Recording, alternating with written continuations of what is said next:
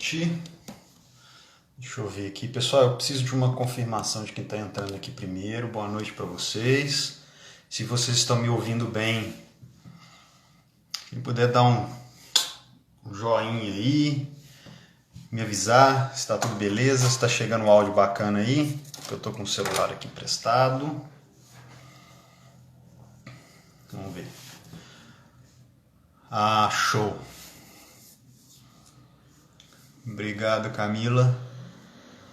Então, boa noite. Boa noite a todos vocês. Mais uma quarta-feira dessa iniciativa das lives, né? Das perguntas e respostas. O pessoal tá entrando aqui. Vamos falando aí de onde que vocês estão me vendo. Que aí é bom que vai dar tempo das pessoas entrarem também. Então eu vou dar uma boa noite aqui para vocês. Messias, Tassi, Fabiola, deixa eu ver quem mais está aqui. Letícia, Advocacia, Consultoria Sistêmica, Melissa, deve ser Melissa. Pô, massa. Fui feito para essa terra. Terra boa. Bom, vou dar só mais um minutinho para o pessoal vir chegando aí. Bom que a gente vai... Pessoal, vocês estão me vendo bem aí? Que alguém... A Lid falou que travou, e Lid, tá bom? E eu dei uma pausa no meu vídeo aqui. Vocês estão me vendo bem?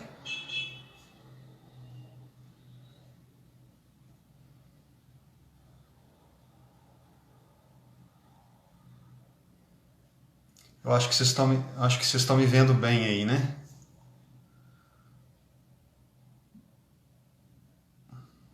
Se vocês puderem me dar um aviso aí, por favor. Tá joia, ótimo, voltou. Então, valeu, Luiz, obrigado. Deu uma travada aqui mesmo e a gente vai dando sequência aqui. Então, essa live de hoje é uma live de perguntas e respostas, onde eu abro essa oportunidade aqui de quem já teve alguma oportunidade com constelação ou não, para poder questionar, perguntar, né? Saber como é que a visão sistêmica enxerga determinados movimentos na vida da gente. Isso me faz também a possibilidade de me apresentar para vocês, me aproximar de vocês, porque às vezes fica ali no texto só. Muitas pessoas que me seguem que nunca tiveram oportunidade de fazer um trabalho comigo, ou ir num grupo que eu já tenha realizado, né? Algum curso, algum workshop de constelação. Então aqui é uma oportunidade também da gente se afinar um pouco e vocês me conhecerem um pouquinho mais aí, né? Então, está aberto aqui. Já deu um tempo aí da galera chegar. Então, quem tiver alguma pergunta que quiser fazer, fiquem à vontade, tá? Me vem aqui algo, talvez seria interessante eu compartilhar com vocês. Essa minha última semana, eu tenho tido uma experiência dos meus últimos atendimentos. Estão vindo muitas questões do olhar das mulheres para os homens, do olhar dos homens para as mulheres, né? Como é que isso está, de alguma forma, muito presente nos atendimentos que eu fiz na última semana aí. Isso acontece porque a gente está inserido num ambiente, né? A gente vive ali, a gente é fruto de uma família, de uma relação entre um homem e uma mulher, e a nossa percepção do masculino e do feminino, inicialmente, ela acontece através do nosso olhar em relação ao nosso pai e à nossa mãe. Então, as mulheres, como eu enxergo o homem e como eu enxergo a mulher, isso tudo tem um coeficiente ali, uma conexão com a forma como eu enxergo meu pai e a forma como eu enxergo a minha mãe. A forma como eu defino meu pai e a forma como eu defino a minha mãe.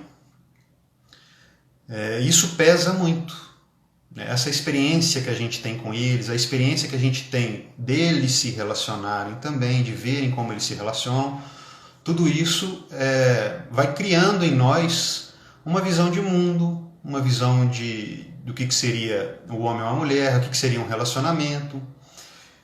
E por um acaso específico que a gente, assim, quem já participou de constelação sabe, quando a gente está num campo, quando você faz um workshop de constelação, você vê ali que existe uma relação entre as constelações que vão acontecendo uma depois das outras. É como se tudo se complementasse, porque um grupo não se forma por acaso. Então ali existem pessoas que têm mais ou menos as mesmas questões. Isso se mostra na prática das constelações durante aquele dia. É como se você tivesse uma sequência, uma conexão muito forte entre os assuntos abordados. E essa semana tem vindo isso muito forte. Eu não sei se o grupo que está aqui me ouvindo hoje tem algo a dizer sobre isso, né? Se tem alguma questão com dificuldade de as mulheres com os homens com as mulheres. Mas, bom, fica aqui a minha pequena introdução para vocês, que é importante para o filho, né? Não, então, quer dizer, todos nós somos filhos, né? Antes de qualquer coisa a gente é filho. A gente, durante a vida, a gente desenvolve diversas funções diferentes, mas todos nós chegam nesse plano, nessa terra, como filhos. Então essa é a primeira função da qual a gente precisa aprender para se desenvolver em outras funções. Então, aquele que não aprendeu a ser filho, dificilmente vai aprender a ser pai, vai aprender a ser amigo, namorado, esposo, esposa. Então, por isso que essa relação básica é tão importante para nós. Por isso que existe na vida humana uma construção. A vida é sábia, né? A gente chega aqui muito imaturo, muito cru. Então a gente, através da nossa convivência com os nossos familiares, né, a gente vai construindo a nossa forma de olhar o mundo e aprendendo o que é ser gente, o que é ser humano. E a primeira oportunidade que a gente tem é vir como filho, porque o filho ele só recebe, né? O filho é aquela entidade que está ali para receber algo. Então é importante a gente, diante da vida, aprender a receber e, mais do que isso, ter gratidão àquilo que a vida disponibiliza para a gente. Então esse é um ponto muito interessante, principal assim, para todos nós, né? O que a vida nos apresenta, o que a vida nos entrega desde o momento da nossa concepção. A vida nos presenteia o tempo todo e vai nos dando. E aí a gente vai aprendendo nesse primeiro movimento de ser humano a receber com gratidão, né? Receber com gratidão, porque a vida também ela me coloca no lugar onde que é o meu lugar para eu me desenvolver e para contribuir com ela. Bert Hellinger ele tem uma visão muito interessante, bonita sobre isso, né? Ele fala que a semente, quando a gente olha, né, na natureza, a gente olha as árvores, a semente ela não escolhe o lugar onde ela cai, mas ela faz o melhor possível com aquele lugar onde ela caiu. Então, a partir daquele lugar, a semente ela busca aquilo que é necessário para se desenvolver e ela faz esse movimento de desenvolvimento ali no lugar. Então, ela não escolhe, ó árvore, ó passarinho, na hora que você me comer, você joga lá as fezes lá comigo, lá naquele latitude 23, longitude 32. Eu quero crescer lá. Isso não acontece com a gente. A gente nasce e esse é o primeiro movimento, então, é da gente aprender a receber. Então essa é a primeira função, né? E quando a gente fala de constelação, a gente fala de funções. Quando a gente fala de hierarquia dentro de um sistema, a gente está falando de hierarquia de função. As pessoas se confundem muitas vezes de achar que mas está falando que fulano é maior do que eu, e se embolam nisso aí, achando que a gente está querendo dizer que essa pessoa é mais importante do que a outra, é melhor, e não tem nada disso. A gente fala dentro da constelação de função. Naquela função aquela pessoa é maior, naquela função aquela pessoa é igual, naquela função aquela pessoa é menor. Então, através desses olhares, a gente consegue compreender um pouco melhor como é que é o desenvolvimento disso dentro da visão sistêmica. Então, nós chegamos aqui como filhos. Essa é a primeira função. Isso é o necessário para que a gente aprenda a fazer os passos seguintes na vida humana. Então, primeiro eu aprendo a receber. Receber com gratidão. Porque se eu tenho gratidão, eu estou aberto a receber aquilo que a vida disponibiliza para mim. Se eu não tenho gratidão, eu me fecho. Então, a vida está ali me entregando, mas eu estou criando um muro que não permeia, que não deixa, que não permite que isso entre dentro de mim. Então eu perco muito com isso. E só depois de ser filho que eu vou aprendendo as outras coisas. Aí eu vou aprender mais um pouquinho o que é uma relação de iguais com os meus irmãos, se eu tiver meus irmãos, depois de iguais se eu tiver um amiguinho, depois quando eu tiver um relacionamento começar a ver as meninas, né, poder me relacionar ali como namorado e tal, eu aprendo o que é essa distribuição, essa troca entre iguais.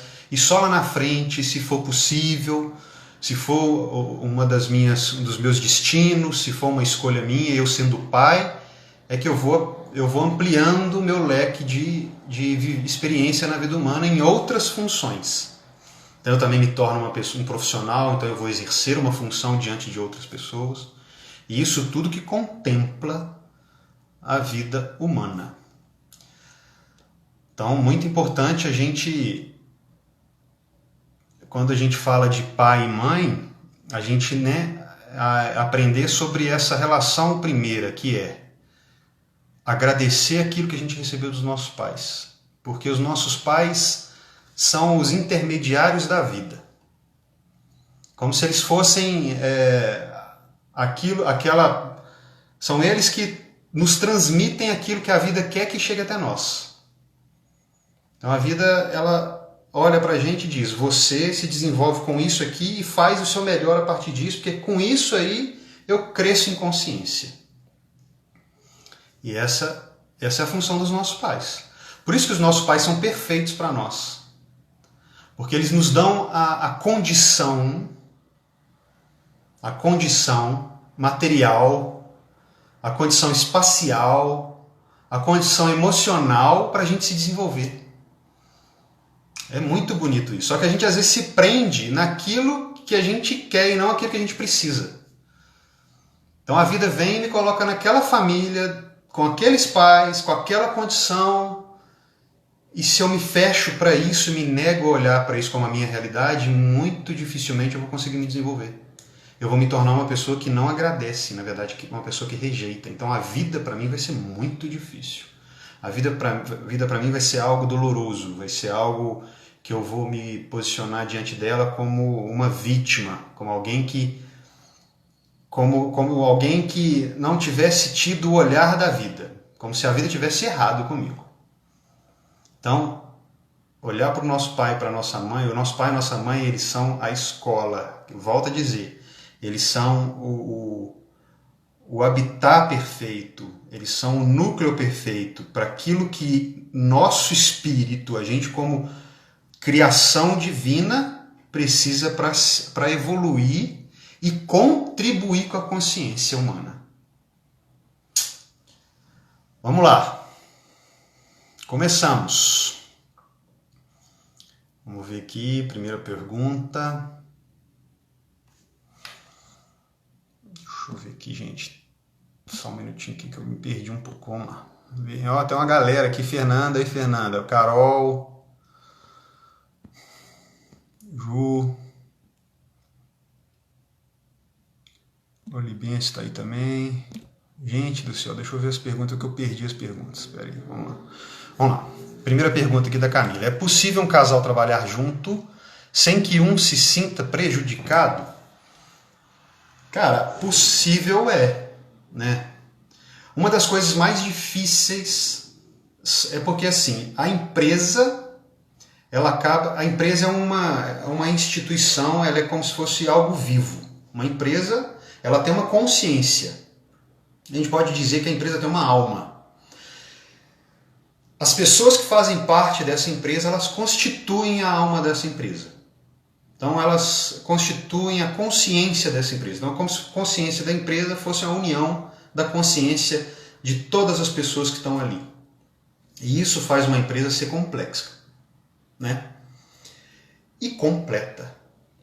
Então quando a gente fala de empresa, aquelas pessoas que a empresa, então, como é o somatório dessa consciência, ela também tem uma forma de enxergar o mundo, de se desenvolver, que naturalmente vai respeitar aquilo que eu aprendi lá atrás. Como eu aprendi a me desenvolver, qual que é a minha visão de mundo, o que eu espero, o que eu quero receber, o que eu quero fornecer. Então isso tudo vai orientar uma empresa. Voltamos, vou dar uma pausada aqui, eu volto. Então isso tudo vai orientar a empresa E ali dentro da empresa vão existir muitos espelhamentos da nossa história sistêmica de origem, ou seja, aquilo que acontece no nosso sistema de origem acaba sendo espelhado na empresa porque a gente traz para a empresa a nossa forma de enxergar as coisas, o mundo. Então, por exemplo, numa família é onde eu aprendo, né, à toa que eu comecei a falar sobre aquilo. Na família eu aprendo sobre hierarquia, por quê? Porque eu olho meu pai e minha mãe me recebendo, me dando. Opa, esses caras cuidam de mim. Então eles me dão. Então eu já começo a perceber o que seria função, né? O que seria uma pessoa de uma hierarquia maior, o que seria uma pessoa de uma hierarquia igual com meu irmão, como é que eu me relaciono com alguém de igual. Então a família nos dá todo esse espectro, assim, né? Essa condição de aprender sobre isso. Então, dependendo da experiência que eu tive na minha casa, no meu relacionamento com os meus pais, então quer dizer, se eu sou uma pessoa que eu me sinto maior que os meus pais, eu vou ter muita dificuldade num ambiente de trabalho ser menor do que o meu chefe. Então eu vou chegar lá no ambiente de trabalho, eu vou achar que eu sei mais que o meu chefe, eu vou querer dominar, eu não vou conseguir seguir muitas regras. Então, numa empresa, essas relações são todas espelhadas. No caso de uma empresa familiar, isso amplifica. Porque é como se fosse um outro lugar, né? Um outro ambiente onde é possível a gente trazer aquilo que está do lado de fora para ser organizado num outro ambiente, sabe? Com uma outra linguagem. Então, quer dizer, como se aquilo que tivesse emaranhado no nosso sistema de origem pudesse ter um outro campo para poder ser discutido, ser vivenciado. Então, numa empresa familiar é muito importante. Por isso que eu acho, é um trabalho que até desenvolvo, né? A consultoria dentro de uma empresa familiar, por exemplo, a consultoria dentro das empresas com um olhar sistêmico, ela é magnífica. Porque ela permite ver aonde a pessoa está embolando as coisas, né? O que ela está trazendo ali. O que ela vem do sistema de origem dela e ela descarrega naquele lugar. Uma empresa familiar, então, é muito tênue a gente se posicionar dentro dela como adultos e olhando para a empresa não como um espaço, porque isso é inconsciente, tá, gente? A gente vai para a empresa achando que lá é um lugar diferente, que a gente pode discutir aquilo, coisa de uma maneira inconsciente. Então é preciso ter muito centro, muita retidão para você perceber que a empresa, ela é o lugar onde a gente serve. É o lugar onde eu vou para desenvolver a minha vida humana e contribuir com o coletivo, para entregar para a vida algo que eu recebi. Então é a minha forma de contribuir. Qual que é a forma de contribuir do adulto? A forma de contribuir do adulto é através da profissão. Ele contribui para o coletivo. Então eu desenvolvo aqui um computador novo, uma vacina, ou eu sou um marceneiro, eu faço móveis, isso, né, vai ser possível as outras pessoas terem suas casas, terem seus escritórios. Eu sou padeiro, eu faço pão, isso alimenta as pessoas.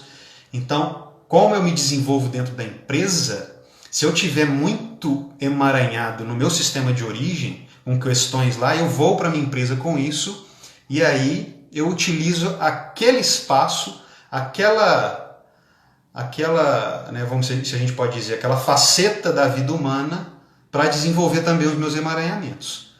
Então, o que é necessário para um casal em casa já é a necessidade de entender sobre a troca, que é igual, né? Que ali existe uma hierarquia, que a gente tem que dar e tem que receber e tal. Agora, no caso de uma empresa, por exemplo, você está me falando aqui de um casal que trabalha junto. A gente tem que ver como é que existe, como é que é a estrutura dessa empresa.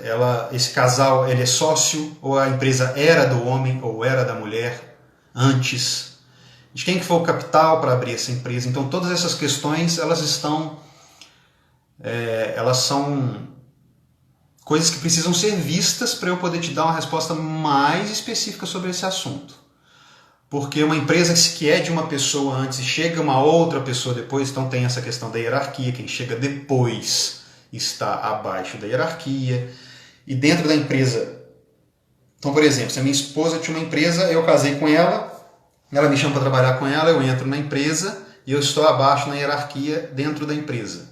Como é que vai ser a nossa relação dentro da empresa, eu estando abaixo? Como é que eu vou me sentir com isso? Como a empresa se sente com isso? Como a minha mulher se sente com isso? Porque um movimento desta forma, ela pode até quebrar uma empresa. Porque se uma mulher, no caso aí, né? Então minha mulher está em empresa, eu entro, ela se sente assim, nossa, eu me sinto mal de ver ele nessa posição. Então o movimento pode fazer com que essa pessoa também queira descer para se igualar lá, ou queira trazer essa pessoa porque, coitado, o que as pessoas, meus funcionários vão dizer aqui se me ver falando alguma coisa com ele? E aí isso começa a gerar consequências nessa empresa e balanços que não vão gerar, que vão impedir o fluxo, né? Então elas podem sofrer com problemas aí de produção, problemas de fornecedor. Aí assim, ela pode começar a dar algumas tretas aí, dar perder um pouco a energia do que é essencial aí para ela. Então, a sua pergunta, Camila, é possível trabalhar junto sem que um se sinta prejudicado? É possível, mas é preciso uma avaliação muito concreta e muito centrada, tá? E se vocês tiverem dificuldade nisso, procurem orientação, tá? Eu posso ajudar vocês em relação a isso de forma profissional, tá bom? Então vamos lá. Outra pergunta, Renata. Edu, poderia falar sobre como os papéis de homem e mulher se estabelecem numa relação de casal de acordo com as constelações? Ô Renata,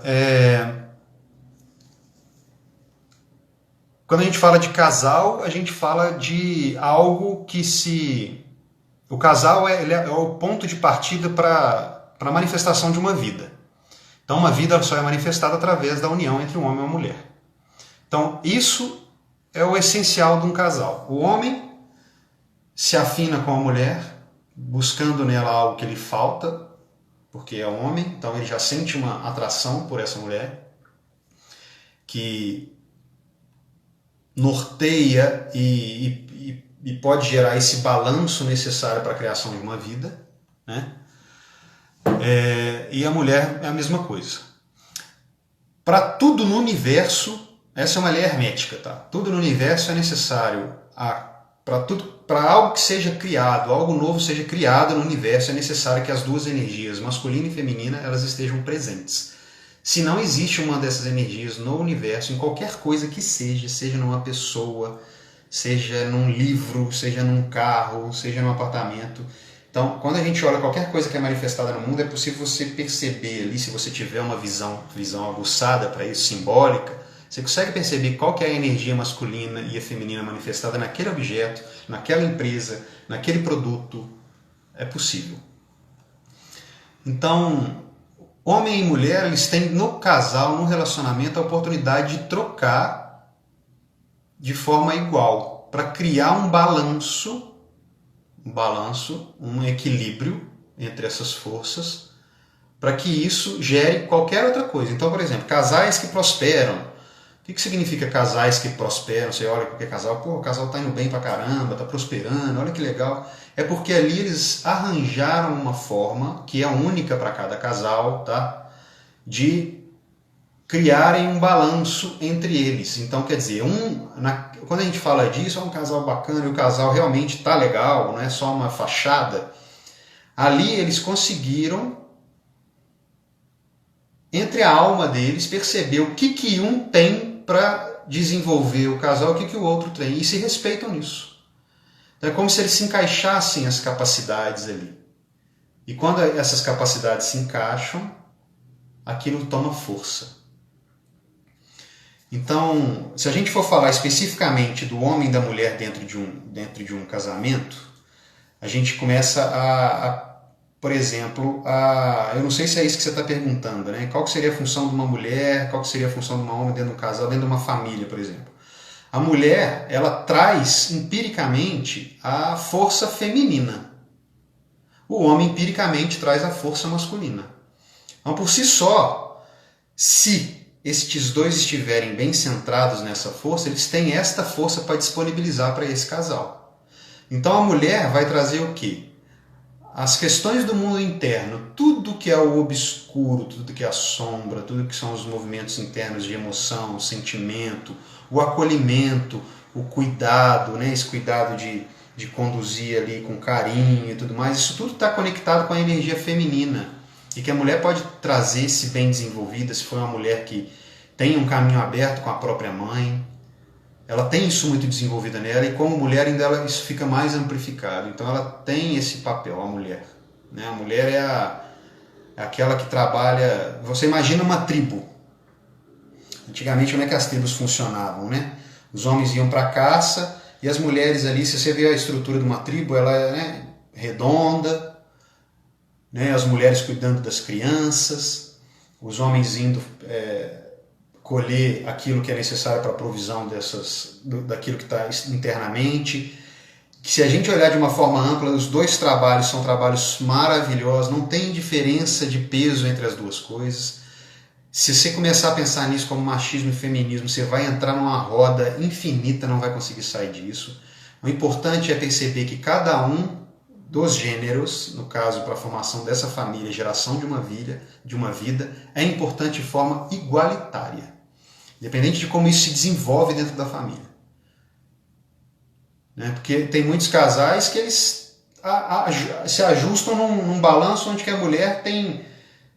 Quando você olha os efeitos, a mulher atuando na família, ela está com uma energia masculina mais exaltada do que o próprio homem. Mas naquela troca entre eles conseguiram de alguma forma se equilibrar. Né? Agora, por que essa mulher se desenvolveu dessa forma? Né? De algum jeito, isso também mostra algo que foi perdido lá no sistema de origem. Então, qual que seria a maneira como essas mulheres se desenvolveram dali para trás? Como é que essas mulheres se relacionam dentro desse sistema? Então, o papel da mulher, de uma forma universal, é a manifestação do feminino. Então, o feminino é isso, é o mundo interno. Aquilo que é para dentro. É o chocar as coisas, chocar uma ideia, é cuidar daquilo, é levar aquilo com carinho. Esse carinho que eu falo, gente, é uma forma de acolhimento, tá? É acolher, é quando a gente tem a capacidade de acolher as coisas. Então, as pessoas que têm dificuldade de acolher crítica, acolher uma mudança na vida, então ela tem uma ferida no feminino. Pode ser homem ou mulher. E no caso dos homens, a energia do homem ela é direcionada para fora. Então a mulher é para dentro, o homem é para fora. E isso gera um equilíbrio. Então isso faz o ser completo. Tem energia para dentro e energia para fora. Então eu sei me relacionar com as coisas do mundo interno e sei me relacionar com as coisas do mundo externo. Então eu sei o que acontece aqui dentro, eu me comunico muito bem comigo mesmo, entendo as minhas emoções, sei dar vazão para isso. Então a mulher é como se fosse a capacidade de sentir, o homem fosse a capacidade de dar vazão para esse sentimento. Direcionar isso. Entende? Olha como é que é complexo, né? Complexo, né? Como é que as duas coisas se complementam.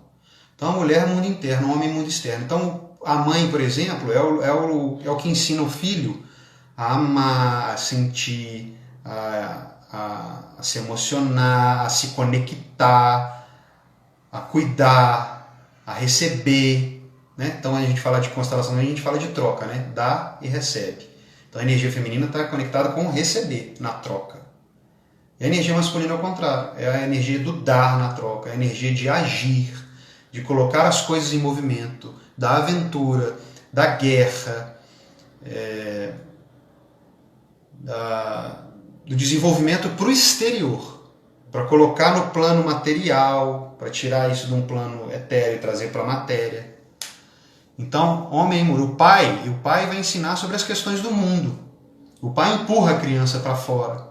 O pai pega a criança que aprendeu com a mãe como é que é isso, como é que é aquilo, como é que resolve isso, como é que você sente, como é que você faz quando você sente isso, e joga a criança lá no mundo e fala, agora vamos ver como é que a gente faz isso aqui fora, no mundo com outras pessoas.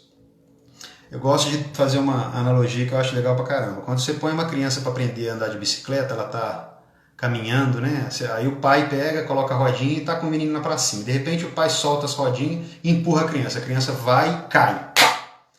Na hora que ela cai e toma esse tombo, quem que ela grita quando ela levanta? Geralmente é quem? Mãe! E vai chorando pro colo da mãe. A mãe pega, trata ali, passa ali um negócio, dá um beijinho. E logo quando essa criança passa aquele susto, passa aquela dorzinha, a criança vira pro pai e fala, vamos lá de novo. Ou então o pai fala, vamos embora, para de bobagem, vamos lá de novo. Então essa analogia ela demonstra mais ou menos o que é a energia masculina e feminina, como ela contempla a vida. A energia masculina, então, ela trabalha nessas questões de internas, interior, e a masculina para exterior. E só através das duas, com a união das duas, é que a gente está pleno e completo. Por isso que a gente fala na constelação, gente. Se você não tem seu pai e sua mãe plenos dentro de vocês, alinhados, acolhidos em você, você não consegue viver uma vida plena. É porque falta alguma coisa em você. Falta algo. Para ter plenitude da vida, falta algo. Certo, Renata? Valeu, vamos continuar. E vocês vão me dando feedback para ver se vocês entenderam aí, beleza? Vamos aqui. Carol, Eduardo, percebo que quando critico minha mãe, tenho esse mesmo defeito. Por exemplo, gastar dinheiro com coisas supérfluas. Como olhar e curar? Bom, cara, isso aí é algo assim. É como se a vida estivesse dando uma oportunidade para o filho de vivenciar a mesma coisa pela qual ele julga o pai ou a mãe. Porque é na experiência que a gente aprende. Então, vocês estão me ouvindo aqui agora, vocês vão ter internalizado, intelectualizado várias coisas. Só que vocês têm que pegar isso que vocês escutaram aqui e praticar. Porque aí lá na prática, através da experiência, então eu faço uma coisa e falo assim, pô, Eduardo tem razão. Pô, Edu mandou bem naquilo lá, cara. Porque é real aquilo que ele falou. É verdade. Eu fiz aqui e realmente eu mudei. A questão é mudar, inclusive, essa visão de que a gente muda para mudar lá. A gente tem que experimentar também.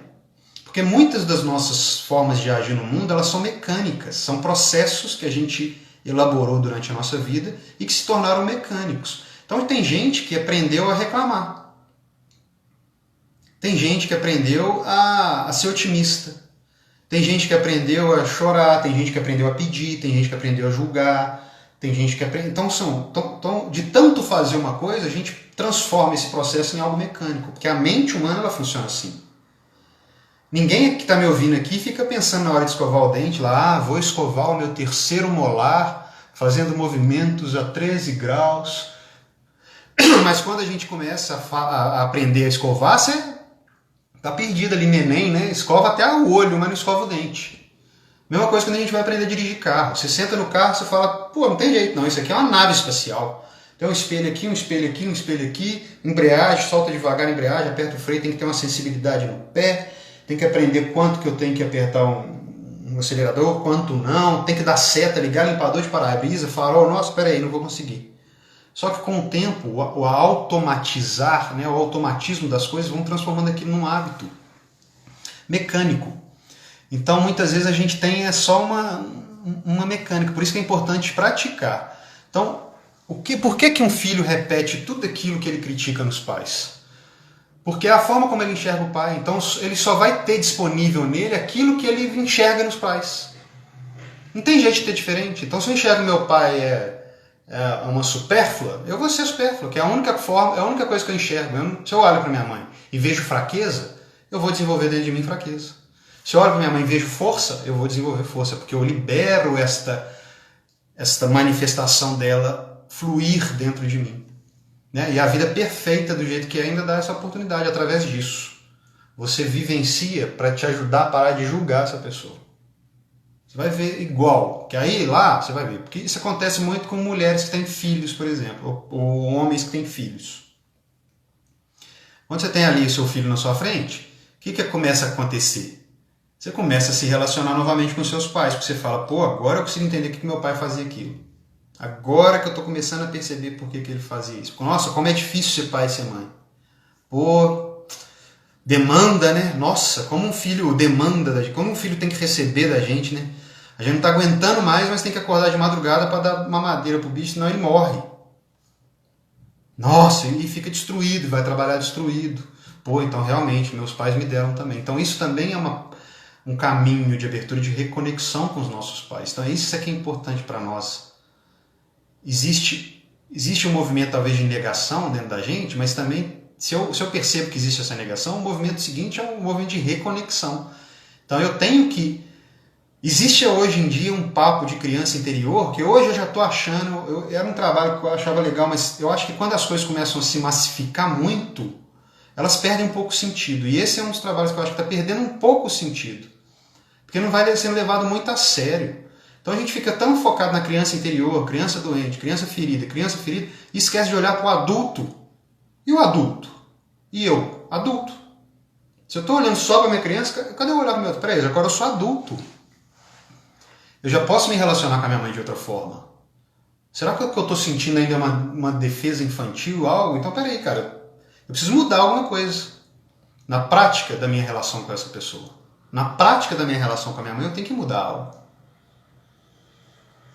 Então isso vai acontecendo aos poucos, mas por isso que aquilo que o Bert tem a frase assim, né? Tudo aquilo que eu nego toma conta de mim.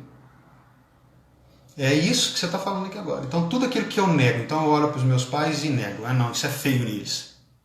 Exatamente isso toma conta de mim, porque é isso que eu consigo enxergar naquele pai, naquela mãe. E se eu sou pai e mãe, eu vim deles, então tudo que eu tenho é deles, são eles, então as informações são aqui, são todas eles, misturadas, que formam eu, um indivíduo novo. Então, o que eu abro dentro de mim? O que eu permito que viva dentro de mim?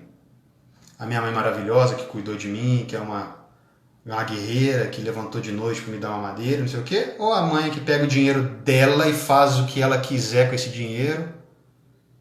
Ou é a mãe que, irresponsável, pega esse dinheiro e faz qualquer coisa com o dinheiro? Irresponsável. Então o filho se acha ainda no direito de olhar para a mãe e dizer que ela é supérflua, que ela não sabe lidar com dinheiro. Como assim? O dinheiro é dela. Ela lida com o dinheiro da forma que ela quiser. É dela. Então o olhar do filho, você me pergunta como olhar e curar, primeiro é olhar minha mãe com a verdade. Primeiro, essa pessoa ela tem as dificuldades dela, ela se relaciona com as coisas da maneira dela. A partir desse olhar, eu já, e o que a minha mãe me ensina com a forma que ela se relaciona com as coisas? Porque em vez da gente falar assim, minha mãe faz coisa muito errada com dinheiro, não sei o quê. Não, o que minha mãe então me ensina se eu consigo perceber que ela gasta dinheiro de uma forma que não é muito legal? Que aquilo está gerando dificuldades para ela. Então, através do defeito da minha mãe, ela me ensina também. Olha que bênção. Minha mãe abriu caminhos para mim na floresta. Ela foi primeiro. E me mostrou que se eu pegar meu dinheiro e fazer isso, eu vou ter aquele resultado. Porra, mãe, obrigado. Você é foda, hein? Você foi antes, abriu essa picada na floresta para mim, para eu perceber isso antes de você. Mas aí não, o filho quer fazer o quê? Quer seguir aquela trilha atrás da mãe para ficar assim.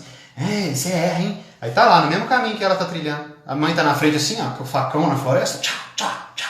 E o filho tá lá, tá indo aí, tá mal, hein? E o caminho que tinha que percorrer era o outro lá. Aí não tem que ter a mesma consequência, que a mãe tá no mesmo caminho dela. Ali no cangote dela. Você tá errado, você é ruim, não sei o quê. Não tem outro jeito. Vai acontecer isso.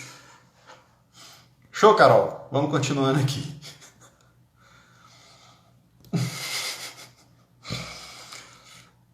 Vamos lá, galera. Tem hora que eu me divirto. Vamos lá. Doutora Ana Márcia Borges. Edu, a constelação ensina que cada um deve ocupar o seu lugar.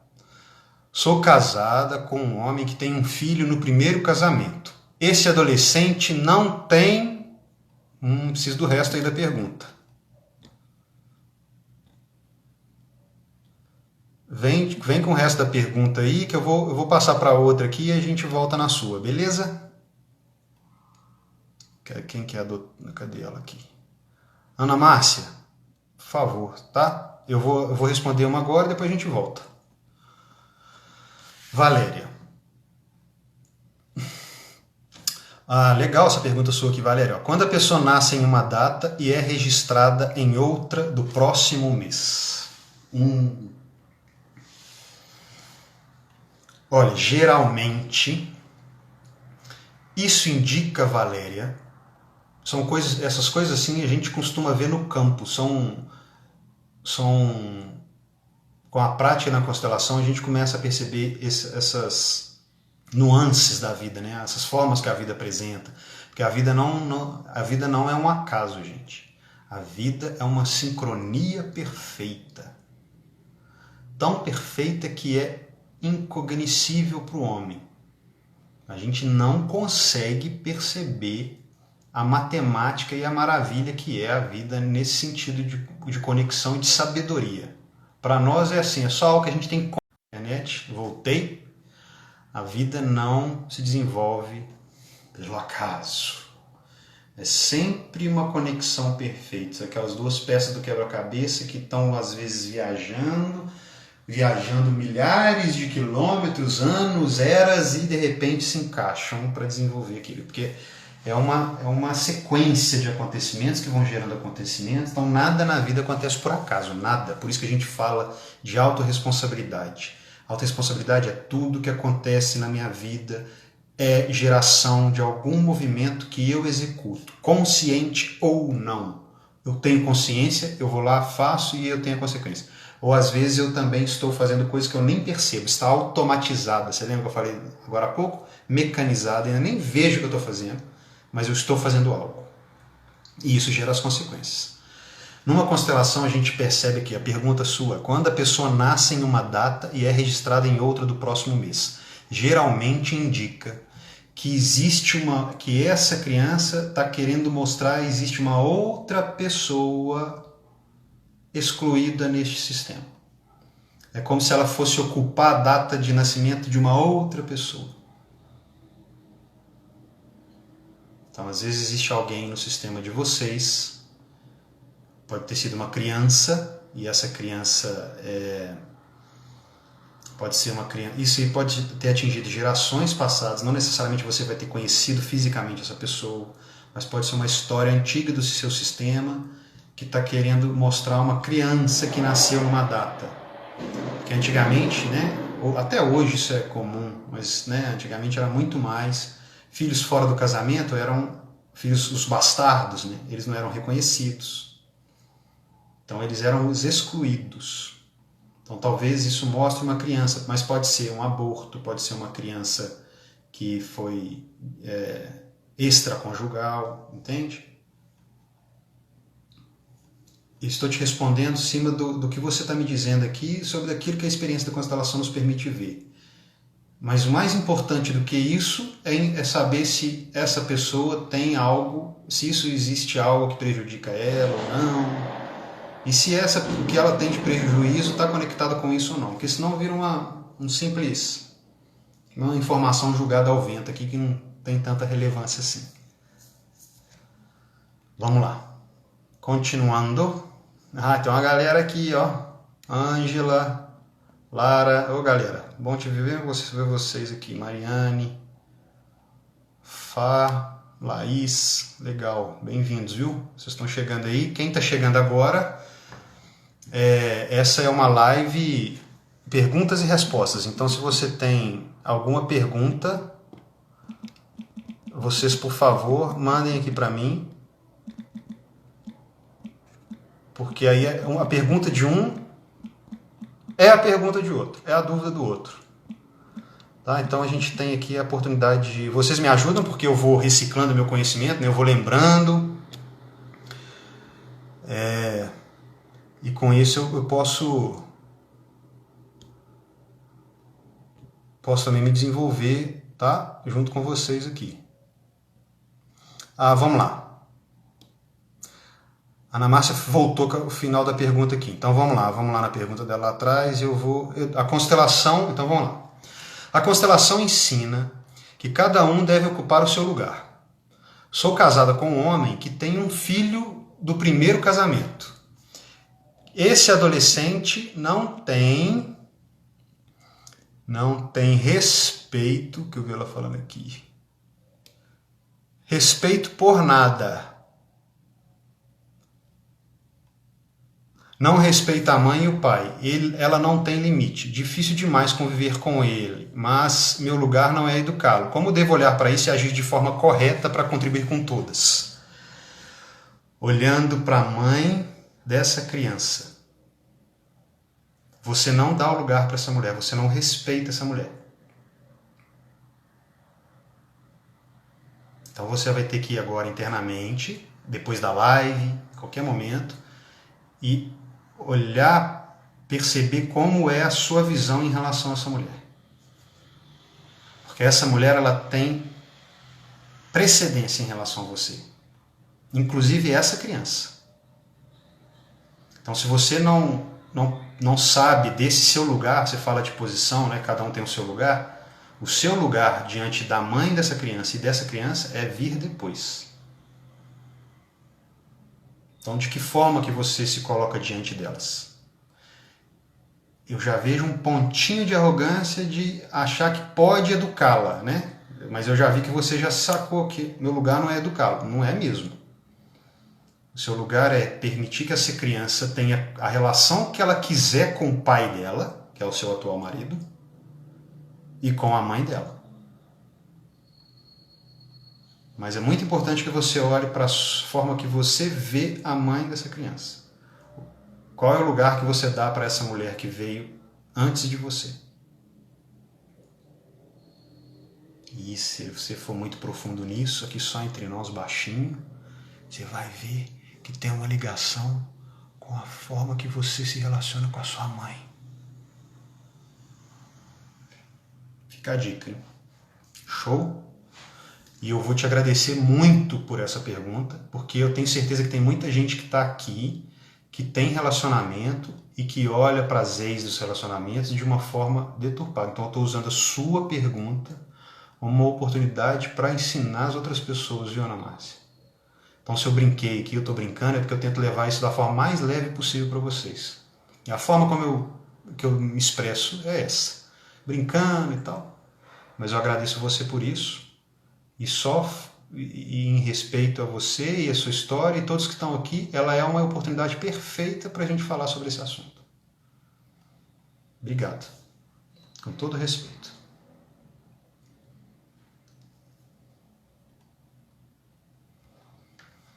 Ângela, porque tudo que negamos toma conta de nós. É aquilo que eu falei, né? Então, a gente só consegue desenvolver aquilo que a gente enxerga. Se eu enxergo na vida só coisas difíceis, eu só vou conseguir me desenvolver também achando que as coisas são difíceis. E assim sucessivamente. Mas lá naquela pergunta lá eu desenvolvi mais, né, sobre isso. Continuando aqui. Quando o casamento acaba... Peraí, deixa eu ver se tem alguma aqui antes.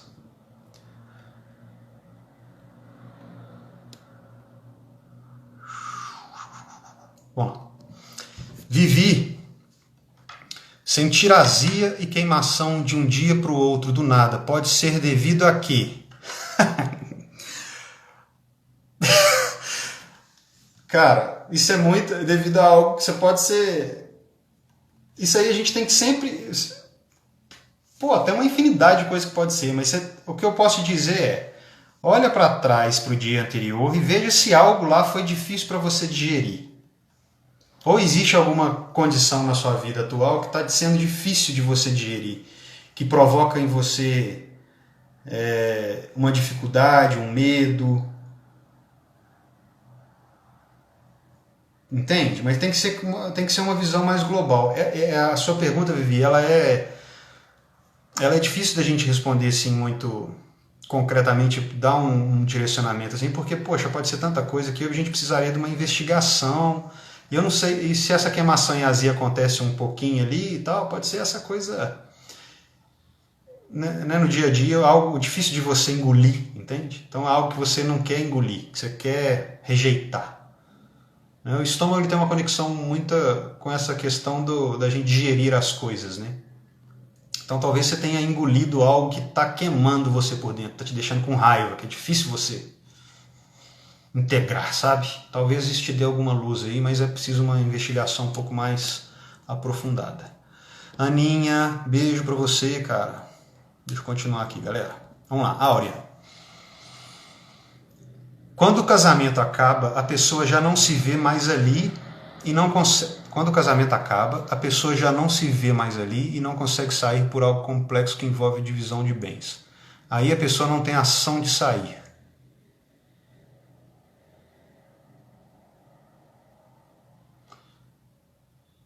Bom, o que eu percebi aqui, que eu achei aqui é o seguinte. Existe alguém que está num relacionamento e ela não acha que esse relacionamento ainda acabou, já não tem conexão nenhuma ali dentro da relação, mas não consegue sair porque tem algo complexo que envolve a divisão de bens. Aí a pessoa não tem ação de sair. Então o que essa pessoa está querendo de verdade?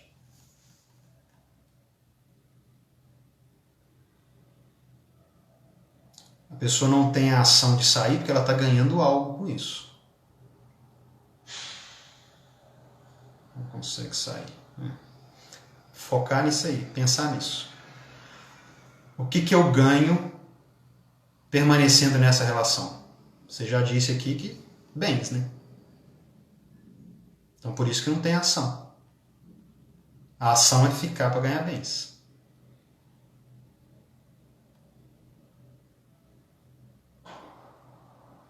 Isso é uma ótima questão para você constelar, tá? Se você se sente mal com isso, seria algo que seria legal de você ver no campo. Show, Áurea. Vamos lá. Ô Virgínia, que saudade, hein? Manda um beijo para Madu. Voltando à pergunta do registro em outra data. Minha família materna tem alguns tios e tias registrados desta forma. Também abortos e mortes de tios pequenos. Isso mostra algo no sistema, Edu?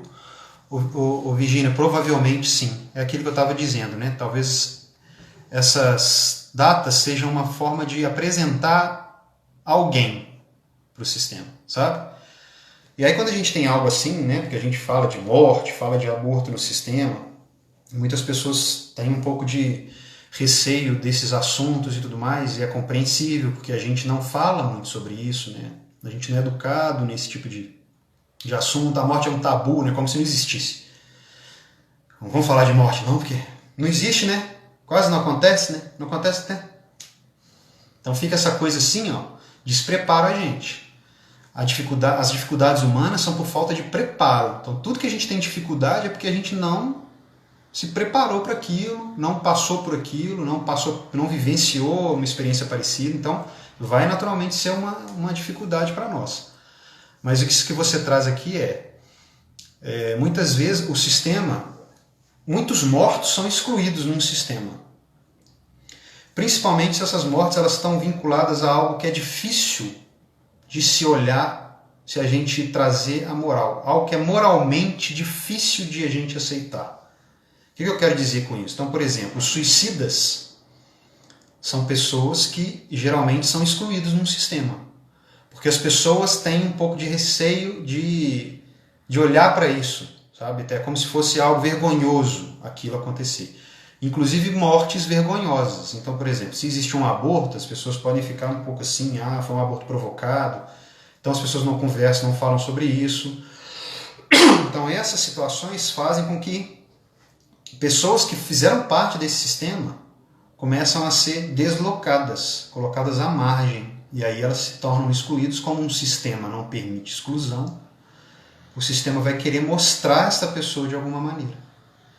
Então, mortes, né, tem muita... Antigamente, hoje já começa a ser diferente, né, mas o câncer, por exemplo, quando começou o câncer, era algo que as pessoas não gostavam muito de falar sobre, né? Própria AIDS, né, as pessoas que faleciam por conta da AIDS, a família não escondia a causa da morte, não falava, mas fulano estava tão bem, de repente morreu, então não vamos falar muito sobre dessa pessoa, né? Porque senão a gente vai ter que trazer esse assunto à tona, não é legal. As pessoas que foram assassinadas. Então todas essas formas da vida se apresentar para nós podem exercer um peso no sistema como uma exclusão. Então até as mortes que são, nem precisa ser uma morte que foi teoricamente, moralmente mal vista ou moralmente vergonhosa, sabe assim? Pode ser uma morte que foi difícil de ser vivenciada, né? Que provocou uma dor muito grande, provocou um rompimento no sistema muito forte.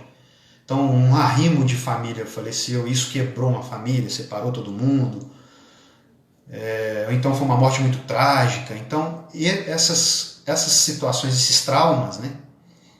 Esses desenvolver da vida dentro do todo, ele às vezes chocam as pessoas e fazem com que elas se afastem da realidade, daquilo que aconteceu. E toda vez que isso acontece, existe a exclusão. E aí na exclusão o sistema vai fazer uma força para incluir. E como que ele mostra? O sistema mostra para a gente as coisas simbolicamente. A vida se manifesta de forma simbólica. Por isso que é importante a gente exercer a nossa visão simbólica sobre a vida. Então, às vezes, ela apresenta uma pessoa, é como se ela desenhasse, né? Um desenho não é um texto escrito. Então, um artista, por exemplo, quando ele desenha uma coisa, ele mostra várias situações ali, né? Como é que ela estava se sentindo naquele momento, o que ele estava querendo retratar com esse desenho. A vida faz a mesma coisa, o sistema faz a mesma coisa. As pessoas num sistema, elas retratam as ordens sistêmicas. Por isso que o constelador na constelação ele percebe isso. Porque ali está retratado quais são as ordens, os movimentos, as formas como se relacionam as pessoas, as dificuldades na vida mostram como isso está organizado aqui, ó, entre nós. Tá bom? Vamos continuando aqui. Helena, ao nascer... Bom, Helena, ao nascer é dada para uma família. Depois de 50 anos, e sua mãe mais uma vez é desprezada pela mesma. Pelo que eu estou entendendo, você está querendo dizer que existiu uma pessoa que nasceu, deve ser você, não sei, foi dada para uma família, e depois de 50 anos a pessoa vai em direção a essa mãe e é desprezada pela mesma. Cara, a dor para uma criança que não vive com os seus pais é grande. Toda criança quer papai e mamãe. Esse é o desejo. É o desejo de todos nós.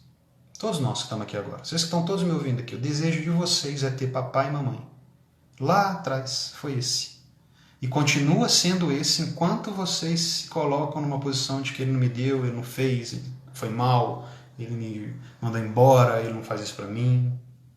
É o desejo interno infantil de querer o meu pai e minha mãe cuidando de mim no colinho, me dando carinho e amor. É algo inato da gente. Nós trazemos isso. E quando a gente traz isso, é dolorido para uma criança que é separada dos seus pais fisicamente. Porque o desejo dessa criança é permanecer ali com eles.